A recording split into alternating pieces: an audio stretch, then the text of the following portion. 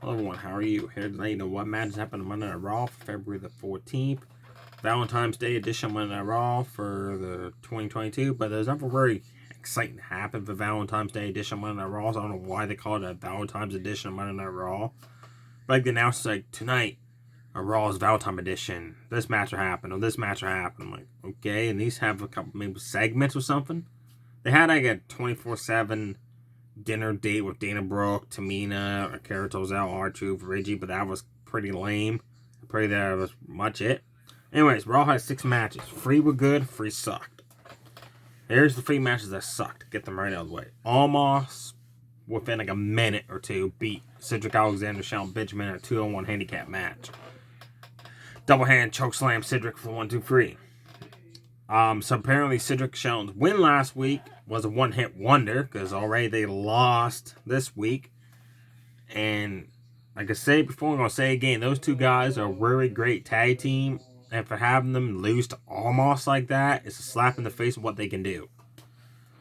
But apparently, like Vince McMahon said in a recent interview, he loves where the product is, where all the talent are at, and that's not good.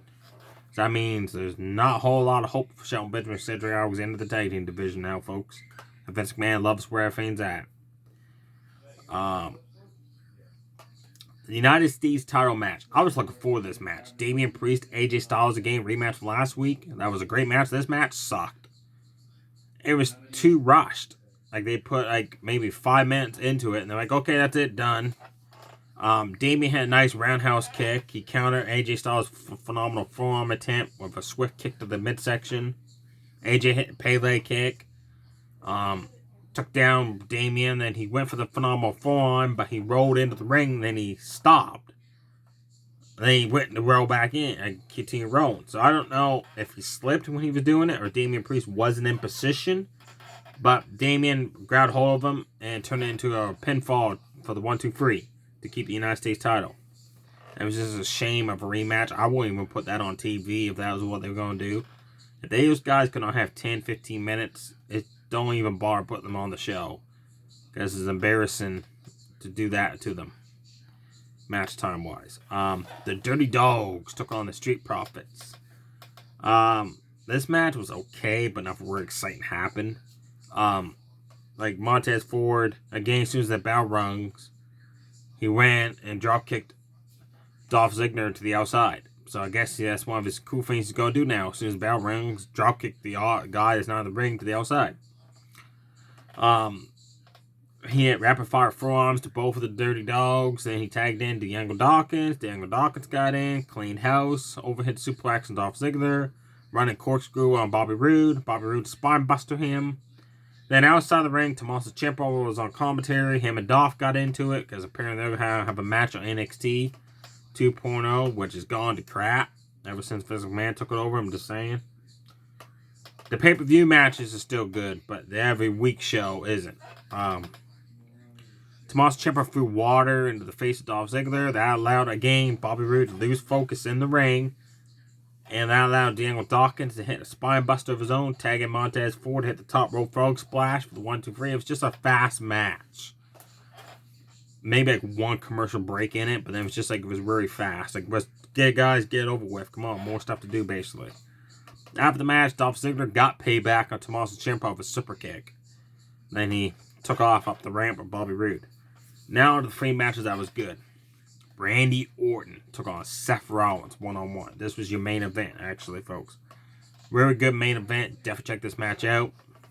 If you haven't seen it already, Seth Rollins 3 times went for the curb stomp during the match. Orton counted all 3 of them. Once with the signature scoop slam. Second one with a DDT. The third one he hit an uppercut. And then he came out of the corner just with rapid fire uppercuts and forearms. And Seth Rollins knocked him down. Seth Rollins hit a nice sling blade. A nice jump up knee would stun Orton. Seth did his dive through the metal rope, knocked Orton over the announce table. Now, this part was funny. When Orton crashed over the announce table, you could see one of the announcers' papers was pink. You could see it highlighted yellow what was on it. That was funny, I thought. Orton answered back shortly afterwards with a back body drop on the announce table onto Seth Rollins. Orton again hit the signature scoop slam. Did some of that stumps he does when he targets a certain body part. All of a sudden, the Alpha Academy came out. And Matt Riddle came out behind to attack him on the ramps. Orton slid out of the ring, went to help Matt Riddle out. Took care of the Alpha Academy. He ran back into the ring, and just as he slid in, Seth Rollins hit the freaking curb stomp just like that, folks. Just snap of your fingers that fast. For the 1-2-3, Seth Rollins got the win. Speaking of the Alpha Academy, they took on the Mysterios. Really good tag match. I enjoyed this one from start to finish, folks. Definitely check it out. You have seen already. Ray all match had Otis's number. Like, he kept knocking Otis to the outside of drop kicks to the knee, knock him off the ring apron, or one point he did 2 back-to-back suicide dives for the rope, knocking Otis into the barricade. It's like every time Otis went after Ray, Ray had a move to counter him with. Now, eventually Otis got hold of him. Huge shoulder tackle. Running Swanton Splash. Deflated Mysterio like a balloon. Dominic got in. He took it with to Chad Gable. I'm sorry there. He had a nice Hurricanrana, then a Tornado DDT.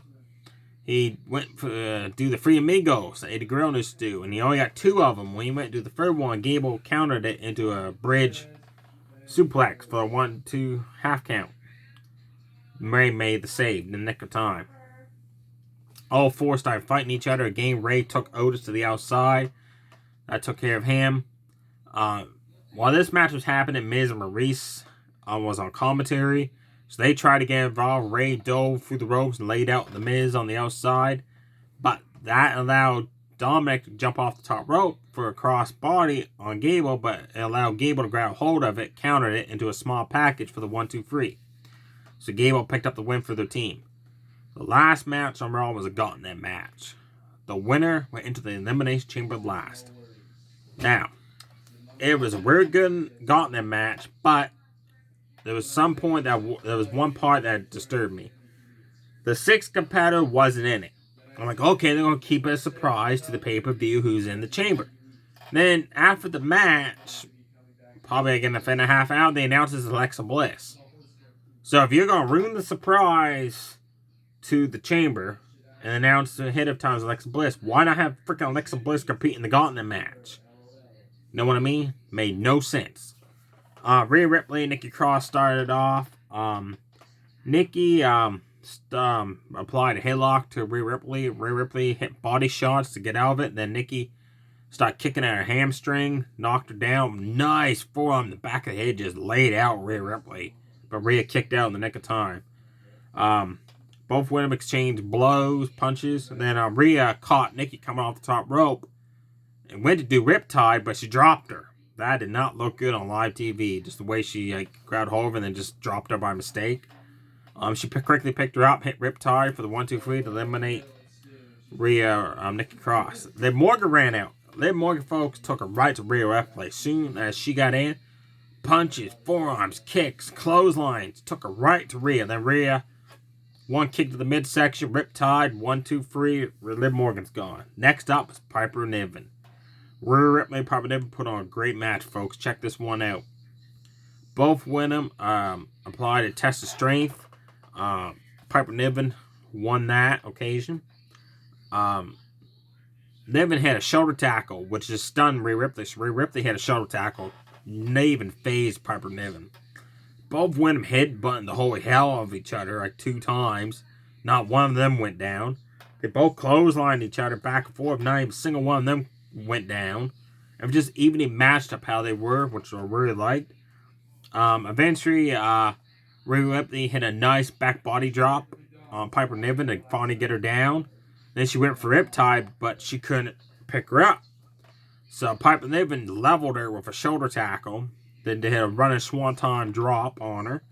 She went for the splash she does off the ropes, the Veda Bomb, but she crashed to burn.